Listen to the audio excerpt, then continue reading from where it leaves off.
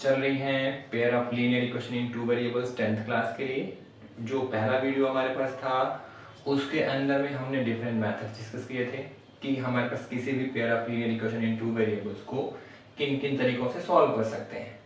Second video में हमने किया उसका एप्लीकेशन पार्ट, और आज मैं कोशिश ये करूँगा कि उसका एप्लीकेशन पार्ट और जो डिफरेंट टाइप के क्वेश्चन हैं उसके साथ डिस्कस करूँ, और उसके बाद फिर मैं इसको क्लोज करूँगा और फिर किसी और टॉपिक से आप किसी और क्लास की वीडियोस पे जाएंगे। दो चीज़ों का हमें बिल्कुल ध्यान में रखना है कि ऐसा नहीं कि केवल ये वीडियोस हमारे पास सफिशिएंट है आपका पूरा का पूरा सिलेबस कंप्लीट करने के लिए, फिर पूरा का पूरा टॉपिक कंप्लीट करने के लिए। इन वीडियोस से केवल आप रेफरेंस ले सकते हैं पर्टिकुलर टाइप्स के क्वेश्चन को सॉल्व करने में। तो आपको एज अ रेफरेंस लेके चलना है, नॉट एज अ सिलेबस और एज अ होल। ठीक है, इस चीज़ का आप ध्यान रखेंगे। अभी स्टार्ट करते हैं हम दूसरा। जैसा कि आपने पिछले वाले वीडियो में देखा कि मैं क्वेश्चंस आपको स्क्रीन पे नीचे दे देता था। एक काम मैं और करूंगा कि दोनों वीडियोस हमारे पास जो हैं उसके लिंक्स मैं ऊपर शेयर कर दूंगा यहाँ पे इन्फॉर्मेशन में, आप वहाँ पे जाके चेक कर सकते हैं। ठीक है, अब मैं स्टार्ट कर रहा हूँ क्वेश्चन। आज हमारे पास क्वेश्चन मैंने नंबर के अलावा, जो इससे पहले वाले वीडियो से उसमें नंबर के क्वेश्चन थे, आज मैंने नंबर के अलावा कुछ क्वेश्चन लिए हैं। जो पहला वाला क्वेश्चन दे रखा है वो हमारे 8 से। क्वेश्चन हमारे पास क्या कहता है, Rohan is now half his father's age. Rohan is now half his father's age 20 years ago. Ago मतलब back या before, दोनों का मतलब एक ही होता है। 20 years ago, Rohan's father was 6 times older than Rohan. Find the present age of Rohan and his father. जो हमारे पास एज वाला क्वेश्चन है या फिर आगे भी हमारे डिस्टेंस और टाइम वाले क्वेश्चन आएंगे, वो भी बहुत ही इंपॉर्टेंट है नंबर के अलावा, तो उसको भी हम डिस्कस करेंगे। कोशिश करूंगा कि मैं आज की वीडियोस में सारे के सारे कंप्लीट कर लूं। अब क्वेश्चन आप स्क्रीन पर नीचे देख सकते हैं। अब मैं क्वेश्चन को दोबारा साथ के साथ रीड करता रहता हूं और उसको साथ के साथ डिस्कस करते हैं। यहाँ पे दो लोग हैं, रोहन और उसके फादर, दोनों की एज हमें यहाँ पे करनी है। लेट कर लिया हमने, let Rohan's age be x years and his father's age be y years.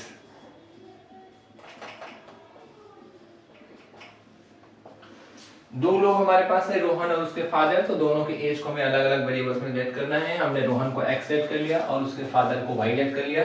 Condition याद करते हैं। कंडीशन आपको पहली लाइन में क्या लिखी हुई है वहां पे ध्यान से रीड करेंगे। Rohan is half of his father's age. Rohan कौन है, x, ये अपनी फादर के एज का हाफ है। फादर का हाफ कितना है, x, रोहन है, ये अपनी फादर की एज का हाफ है। फादर कौन है हमारे पास, y की एज का हाफ कर दे, किसकी एज आपके पास आ गई, रोहन की। या इसको और हम सॉल्व कर लेते हैं तो हो जाएगा 2x इक्वल्स टू में y। इसको हमने ले लिया इक्वेशन नंबर 1। इसको हमने स्टैंडर्ड फॉर्म में कन्वर्ट नहीं किया क्योंकि अगर हमारे पास ऐसा आ रहा है तो आप इसको बाय सब्स्टिट्यूशन मेथड सॉल्व कर लेंगे, आसान पड़ेगा। अब अगली कंडीशन क्या रखिए, 20 इयर्स अगो। ये जो हमने ली है ना, दोनों की प्रेजेंट एज है, तो यहाँ पे एक चीज और डालो, लेट रोहन, हमारे पास क्या है, late Rohan's present as.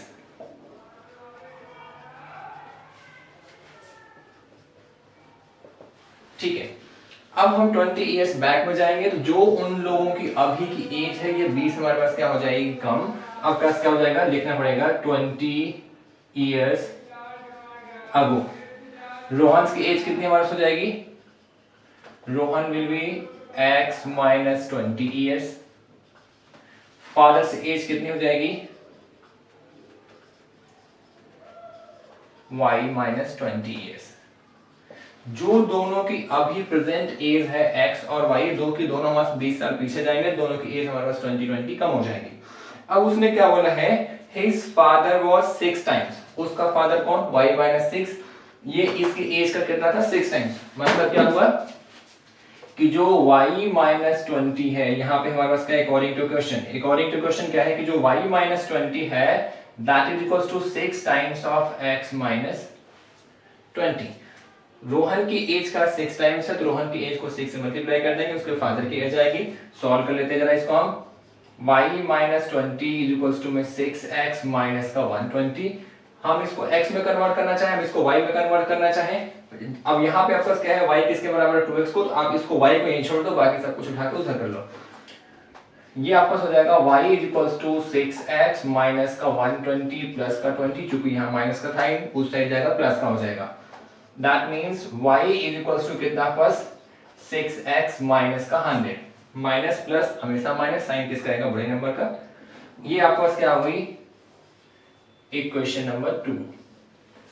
Equation number 1, equation number 2, y की वैल्यू 1 से निकालनी है, रख देनी है 2 में, बहुत इजीली सॉल्व हो जाएगा।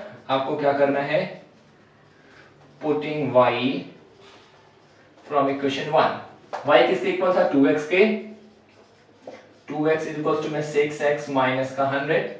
अब हमने क्या किया, हमने इसको इंटरचेंज किया। इंटरचेंज करने का मतलब क्या, इसको हम लेके आए इस साइड में और इसको हम लेके आए इस साइड में, तो क्या हो जाएगा हमारे पास ये 100 is equal to 6x minus का 2x, 100 is equal to 4x, या 100 upon 4 equals to x, this implies x is equals to 25। आप इसको काट देंगे, x की वैल्यू आपके पास कितनी आ गई 25, रोहन की प्रेजेंट एज कितनी हमारे पास आ गई 25 साल, उसका फादर कितना हमारे पास है 2 टाइम्स, तो फादर की निकाल लेते हैं, y is equals to 2 times of x, that is 2 times of कितना हमारे पास 25, दैट इज कितना आपस हो गया 50। ठीक है, रोहन की प्रेजेंट एज x थी, x 25, फादर की प्रेजेंट एज थी y, y पास कितना आ गया 50। अब जरा कंडीशन चेक कर लेते हैं। कंडीशन क्या था 20 साल पहले, जब मैं 20 साल पहले जाऊंगा तो रोहन हो जाएगा 5 साल का, और 20 साल पहले कितना हो जाएगा पास 30 साल का। और आप चेक करेंगे तो जो रोहन है इसकी एज को 6 से मल्टीप्लाई करने पे उसके फादर की एज आ जाएगी। तो कंडीशन जो सेकंड वाली थी हमारे पास वो सेटिस्फाई हो रही है, इसका मतलब हमारा आंसर करेक्ट है। ये हमारे पास बहुत आसान सा क्वेश्चन था, आसान सा क्वेश्चन हमारे पास, अगर आप क्वेश्चन की लैंग्वेज को समझ जाते हैं तो। प्रेजेंट एज लेट करनी है जब भी क्वेश्चंस के अंदर में आए, most of the time 99% questions के अंदर प्रेजेंट एज ही लेट करनी होती है। कुछ क्वेश्चंस ऐसे हैं जहां पे हम पीछे वाली एज लेट करते हैं फिर आगे जाते हैं। प्रेजेंट एज रोहन की, फादर की, वहां से क्या निकल के आ गया हमारे पास पहले इक्वेशन, 20 साल हम पीछे गए, दोनों की एज निकाली, वहां पे हमने सेटिस्फाई किया दूसरी कंडीशन, सिंपलीफाई कर लिया, x और y की वैल्यू आ गई। ठीक है, अब ये इसके बाद पहुंचते हैं नेक्स्ट क्वेश्चन पे, तब तक आप प्लीज इसको नोट डाउन कर लीजिए।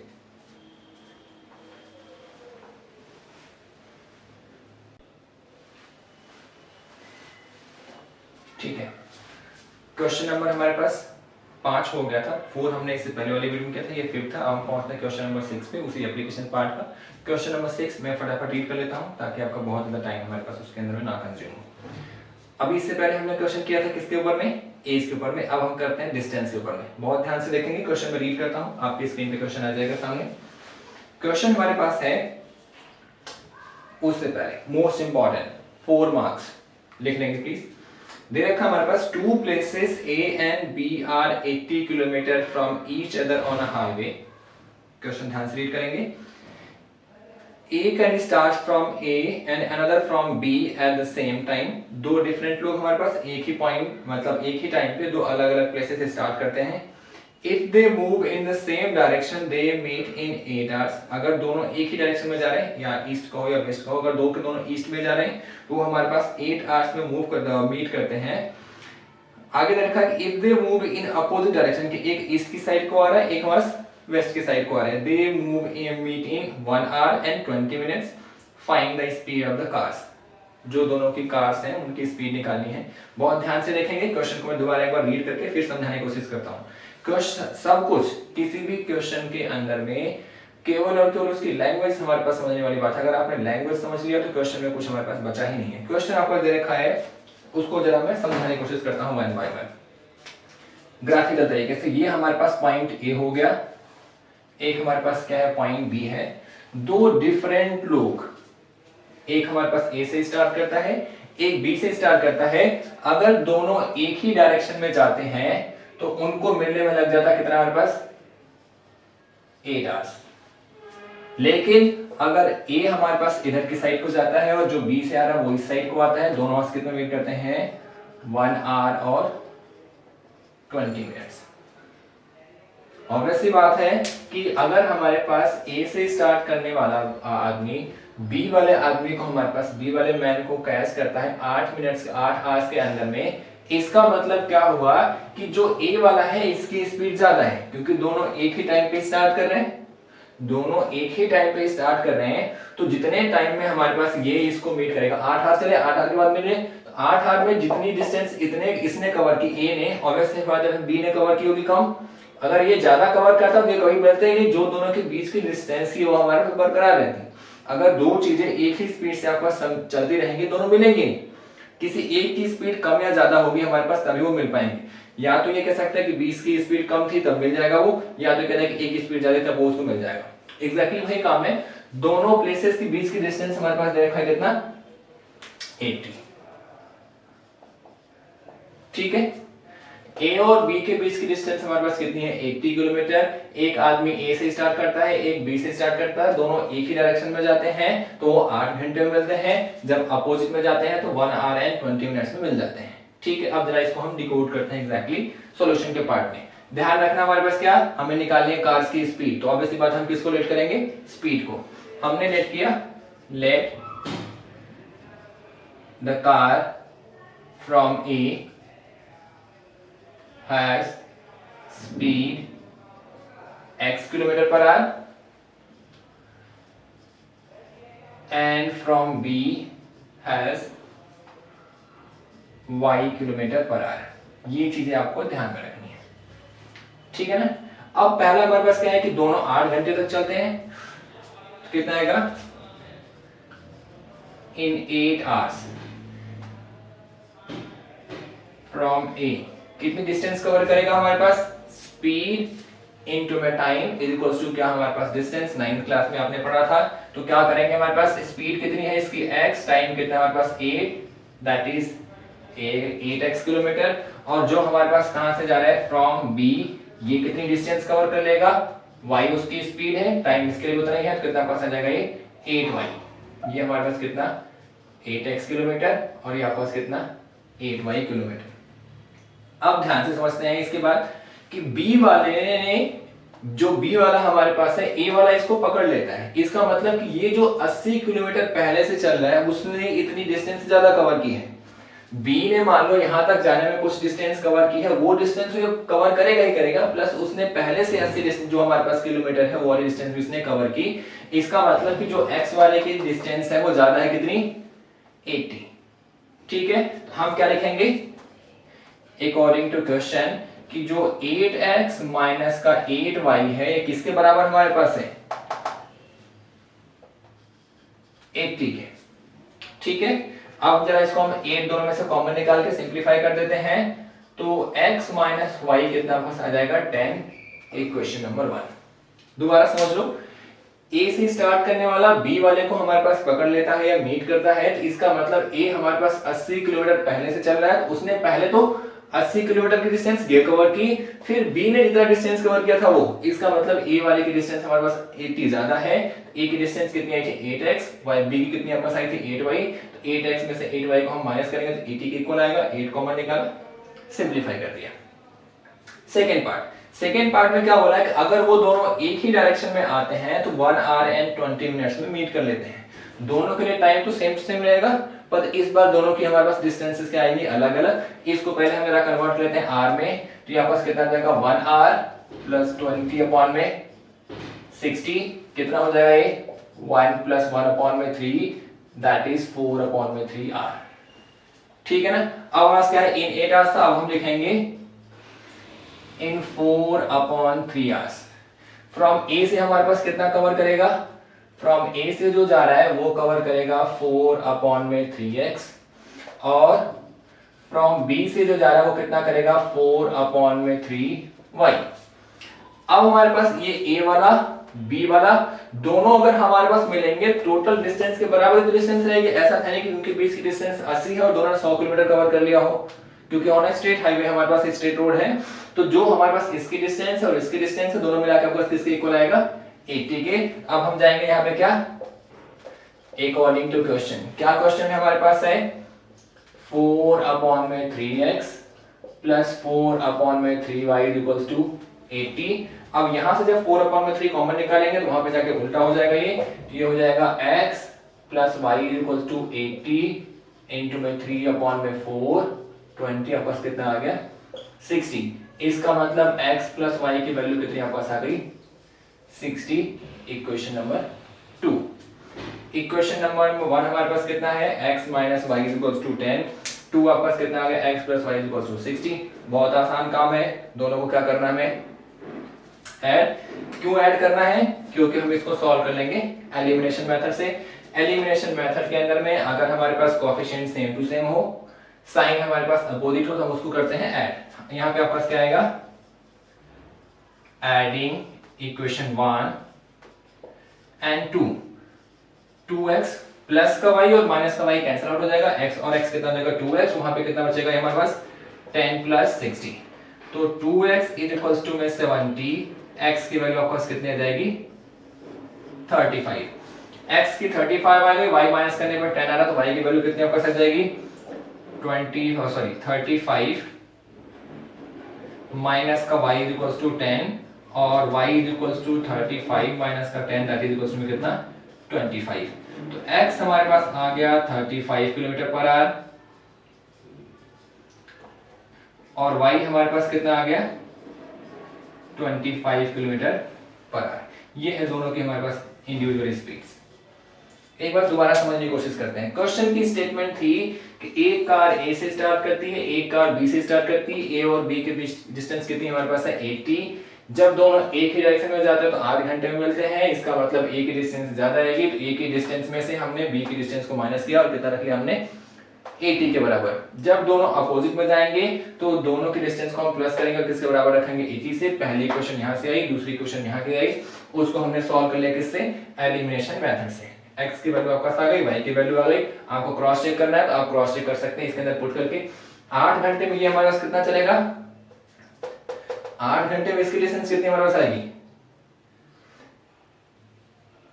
इसको हम जब करेंगे x की 8 में हमारे पास आएगा 35 इंटू में 8 मतलब कितना हमारे पास 280।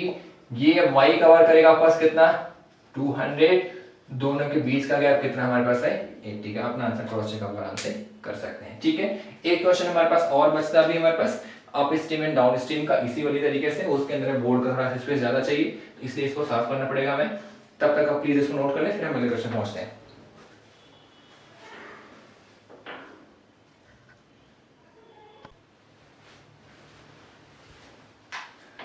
ठीक है, अब हम पहुंच जाते हैं अपने लास्ट क्वेश्चन पे, इस सीरीज के लास्ट क्वेश्चन पे। बहुत ज्यादा टाइम न लेते हुए सीधा हम पहुंच जाते हैं क्वेश्चन पे। क्वेश्चन हमारे पास अब की बार है up stream and downstream का। अप स्ट्रीम क्या होता है कि जिधर को पानी हमारे पास फ्लो कर रहा हो हम उसके अगेंस्ट में जाए। अगर पानी हमारे पास ऊपर से नीचे आ रहा हो और मैं उसके अगेंस्ट में अपना नाव या फिर जो भी स्ट्रीमर है उसको लेकर जाऊंगा, उसको हम बोलेंगे अप स्ट्रीम। और जिधर को पानी फ्लो कर रहा हो उधर को हम अपनी नाव लेकर जाएंगे, जिसको हम क्या बोलेंगे डाउन स्ट्रीम या बोट। अब इसमें एक चीज आपको क्या ध्यान में रखनी है, आपने बहुत बार ऑब्जर्व किया होगा जब हम रिवर राफ्टिंग करते हैं तो जिधर को पानी फ्लो कर रहा होता है एग्जैक्टली उधर को हम लेके जाते हैं, तो उसको हम क्या बोलते हैं डाउन स्ट्रीम। बहुत आसान सा काम है कि जब आप पानी के फ्लो के साथ जाएंगे तो आपकी स्पीड इंक्रीज कर जाएगी, जब आप पानी के फ्लो के अगेंस्ट में जाएंगे तो आपकी स्पीड डिक्रीज कर जाएगी। Up stream and downstream का ऑलमोस्ट मान के चलो कि एक क्वेश्चन 4 मार्क्स में आता ही है। बोर्ड वाले बहुत कम देते हैं, रीजन उसका यह है कि बोर्ड आपका ये नहीं चेक करता हमारे पास कि कैलकुलेशन पार्ट कितना ज्यादा है। बोर्ड बेसिकली ये चेक करता है कि कॉन्सेप्चुअल पार्ट आपका कितना स्ट्रांग है। ठीक है, फिर भी ये क्वेश्चन हमारे पास इंटरनल एग्जाम्स के अंदर में, प्री बोर्ड्स के अंदर बहुत आते हैं। इंपॉर्टेंट मार्क कर लेंगे इसको, वेरी इंपॉर्टेंट मार्क कर लेंगे। कॉन्सेप्ट अच्छा है, समझने की कोशिश करते हैं। क्वेश्चन में रीड करता हूं, स्क्रीन पे आपके साथ आ जाएगा साथ में। A motor boat can travel 30 km upstream and 28 km downstream in 7 hours. It can travel 21 km upstream and return in 5 hours. यहाँ पे एक चीज उसने हाइड कर दी, उसने क्या बोला it can travel 21 km upstream and return. Downstream के लिए आपको बाय डिफॉल्ट लेके चलना है कितना हमारे पास same distance 21. Find the speed of the boat in still water and speed of the stream. अब समझने की कोशिश करते हैं क्वेश्चन क्या है। हमारे पास इधर की अब इस साइड को मान लिया हमारे पास पानी फ्लो कर रहा है और यहाँ पे हमारे पास आपका नाव है। ठीक है, जब आप नाव को जिधर को पानी फ्लो कर रहा है, पानी इस साइड फ्लो कर रहा है और आप अपने नाव को इसी के साइड में लेके जा रहे हैं, इसको हम क्या बोलेंगे डाउन स्ट्रीम। लेकिन अगर पानी हमारे पास इधर को फ्लो कर रहा है और आप अपनी नाव अपोजिट डायरेक्शन में लेके जाते हैं तो इसको हम बोलते हैं अप स्ट्रीम। अब समझने वाली बात क्या है कि इसका एक दूसरा तरीका हमारे पास और है। मान लो अगर आप साइकिल चला रहे हैं और थोड़ी सी आंधी या हवा टाइप की चल रही है, तो जिधर को हमारे पास, या फिर इसका एक बहुत अच्छा एग्जांपल और ले सकते हैं फ्लाईओवर पे। अगर हम फ्लाईओवर पे अपनी साइकिल चलाते हैं तो हमारी स्पीड कम हो जाती है, लेकिन जब हम उतरते हैं तो बढ़ जाती है। वो हमारे पास क्या है, हम डाउन जा रहे हैं, जब हम डाउन जाएंगे तो स्पीड इंक्रीज करेगी, अप जाएंगे तो स्पीड हमारे पास क्या डिक्रीज करेगी। यहाँ पे करना क्या होता है, क्योंकि ऑब्वियस सी बात है अगर आप ऊपर नीचे जाएंगे तो आपकी बोट की स्पीड करंट की स्पीड से ज्यादा नहीं होगी, तो आप करंट के साथ फ्लो कर जाएंगे, पानी के साथ फ्लो कर जाएंगे, बह जाएंगे।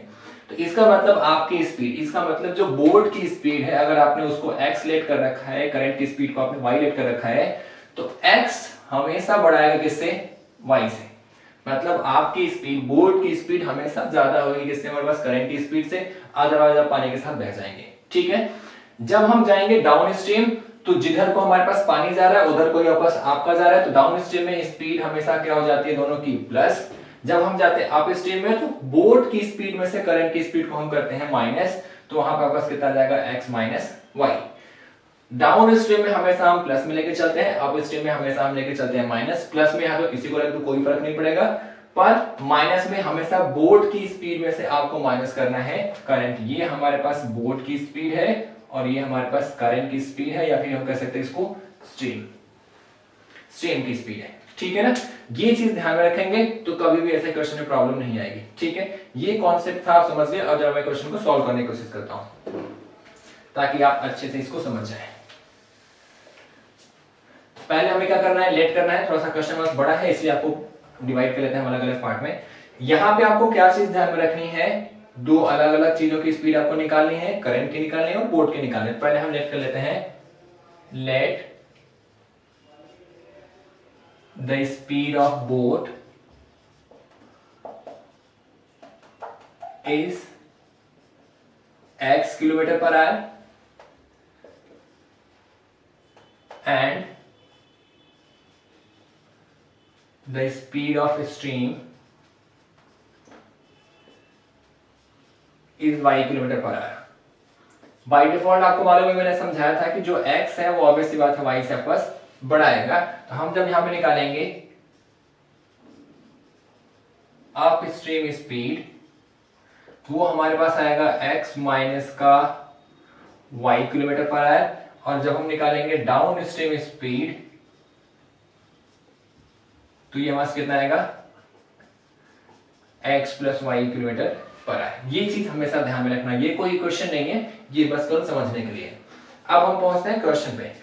फर्स्ट कंडीशन केस 1 लेके चलते हैं। केस 1 में हमारे पास क्या दे रखा है कि वो हमारे पास जाता है 30 kilometre up stream and 28 kilometre down stream in 7 hours. तो अप स्ट्रीम की स्पीड को हम उसकी डिस्टेंस को उसकी स्पीड से करेंगे और डाउन स्ट्रीम की डिस्टेंस को हम उसकी स्पीड से करेंगे। तो पहले वाले केस में दे रखा है 30 किलोमीटर अप स्ट्रीम, ये उसका डिस्टेंस हो गया, ये उसकी स्पीड x माइनस वाई। ये जहां से जो दोनों को डिवाइड करके आएगा टाइम आपका क्या आ गया t1 प्लस 28 किलोमीटर हमारे क्या डाउन स्ट्रीम, और इसका हमारे पास क्या प्लस का, दोनों का टाइम मिला के आपके पास कितना लग रहा है 7 आवर्स। उसने इंडिविजुअल नहीं दे रखा है, उसने ये बोला है कि 30 किलोमीटर हमारे पास अप स्ट्रीम जाता है इस स्पीड से, 28 किलोमीटर डाउन स्ट्रीम इस स्पीड से, दोनों का टाइम जो आया वो आपके पास किसके बराबर है, हमारे पास 7 के। हम इसको लेंगे इक्वेशन नंबर 1। केस 2 हमारे पास क्या दे रखा है, केस 2 हमारे पास दे रखा है it can travel 21 kilometre up stream and returns in 5 hours, that means 21 kilometre ये आपके पास क्या आया है, डाउन स्ट्रीम आया है।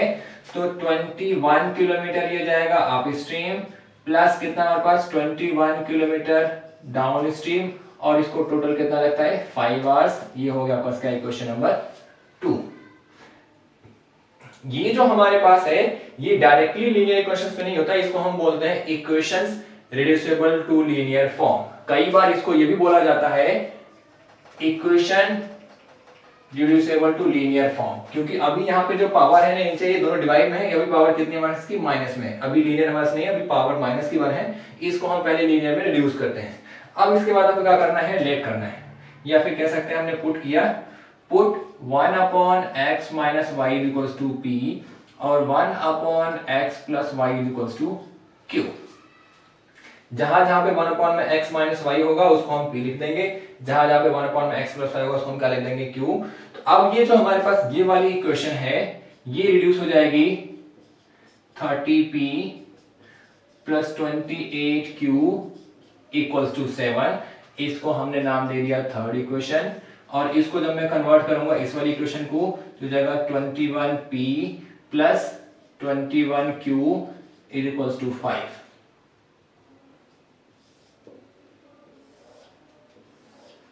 मैंने पहले बता दिया था ये क्वेश्चन हमारे पास थोड़ा सा लेंथी है क्योंकि इसके अंदर में दो डिफरेंट कॉन्सेप्ट एक साथ कंबाइन हो रहे हैं।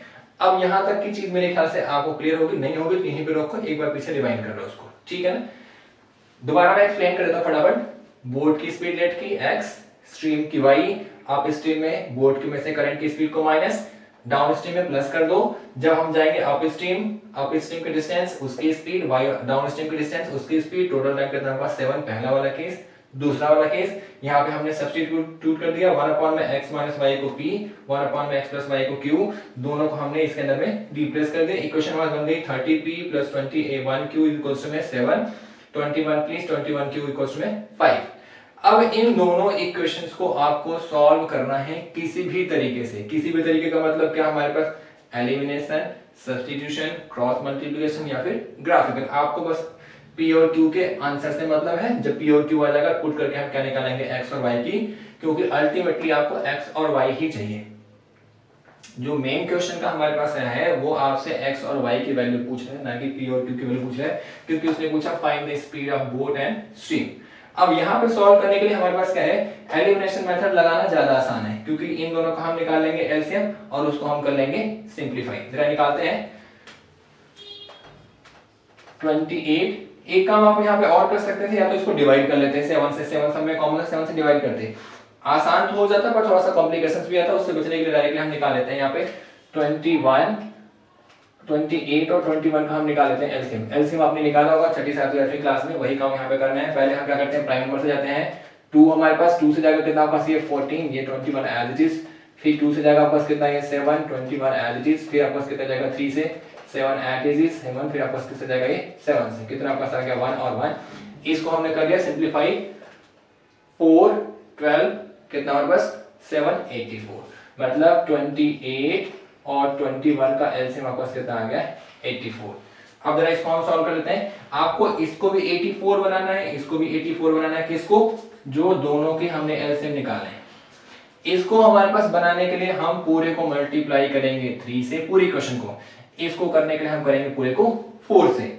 जब मैंने इसको किया हमारे पास तो कितना हो जाएगा ये 90p प्लस 84q, हमने 3 से किया कितना हो गया ये 21। इसका कौन सा इक्वेशन नंबर 5। इसको जो हमने 4 से किया तो कितना हमारे पास 84p प्लस हमारे पास कितना 84q इज इक्वल टू में कितना 4 कितना 20। इक्वेशन नंबर कितना हमारे पास 6। अब ध्यान से फिर वही ऑब्जर्व करना है, दो के दोनों के सामने same to same number, same sign, same number same sign. हमेशा हम करेंगे माइनस, ये माइनस, ये माइनस और ये माइनस, ये कट जाएगा। यहां बचेगा 6p इक्वल्स टू 1, तो p की वैल्यू कितने पास आ गई 1/6। अब पहले q निकाल लेते हैं, फिर हम उसके बाद आगे चलते हैं। q निकालने के लिए हमारे पास चाहे आप इसमें पुट कर लें, चाहे आप इसमें पुट कर लेंगे, यहां पुट कर लेंगे तो इजीली हमारे पास ये कट जाएगा। तो हम किसमें पुट कर रहे हैं, क्वेश्चन नंबर 3 में। तो ये हो जाएगा 30 इंटू में 1/6 प्लस 28y इक्वल्स टू में 7, हमने काट दिया कितना पास आ गया 5। उस साइड जाएगा तो यहाँ पास कितना हो जाएगा 28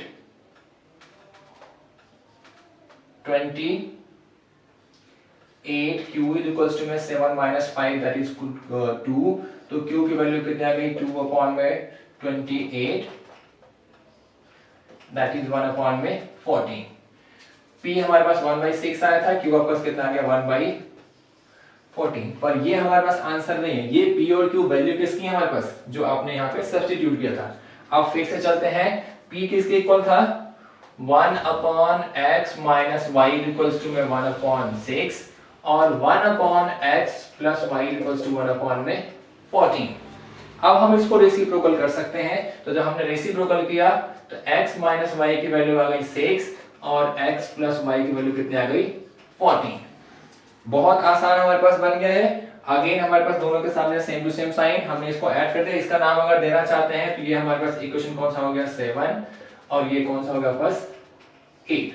दोनों को हमने ऐड कर दिया तो 2x इक्वल्स में कितना पास आ जाएगा ये 20 और x की वैल्यू कितने पास आ जाएगी 10। आपने अभी ये निकाला है, मतलब स्पीड ऑफ बोट कितना पास आ गया 10 किलोमीटर पर आवर। अब ये वैल्यू हमारे पास x की, चाहे आप यहां पुट करें चाहे यहां पुट करें, यहां अगर आप पुट कर देंगे तो कितना निकल के आ जाएगा y की वैल्यू हमारे पास, x की वैल्यू 10, 10 माइनस y 6, तो y आपके पास कितना आ गया 10 माइनस y इक्वल्स टू 6, तो y की वैल्यू आपको कितनी आ गई 4। मतलब क्या हुआ कि स्पीड ऑफ बोट हमारे पास कितना आ गया 10 kilometre per our, speed of speed कितना आ गया 4 किलोमीटर। यही आपको तो आपने ये क्वेश्चन देख लिया। मेरे ख्याल से ये जो हमारे पास इंपॉर्टेंट टाइप के इंपॉर्टेंट टॉपिक्स थे हमारे पास, मैंने वो linear equation in two variables के वो डिस्कस कर लिए हैं आपसे। इसके बाद भी अगर आपको कुछ रह जाए, कुछ भी आपके पास डाउट हो, तो प्लीज़ आप कमेंट बॉक्स में ज़रूर कमेंट करें और मुझे एग्जैक्टली बता दें कि किस पर्टिकुलर क्वेश्चन में डाउट है। या तो आप क्वेश्चन का स्क्रीनशॉट वहाँ के साथ अटैच कर दें या फिर आप डायरेक्टली वहाँ पर टाइप कर दें, मैं उसका सोल्यूशन आपको जल्दी से जल्दी पोस्ट करने की कोशिश करूँगा। ठीक है, फिर मिलते हैं अगले टॉपिक और अगले वीडियो के साथ। Thank you so much.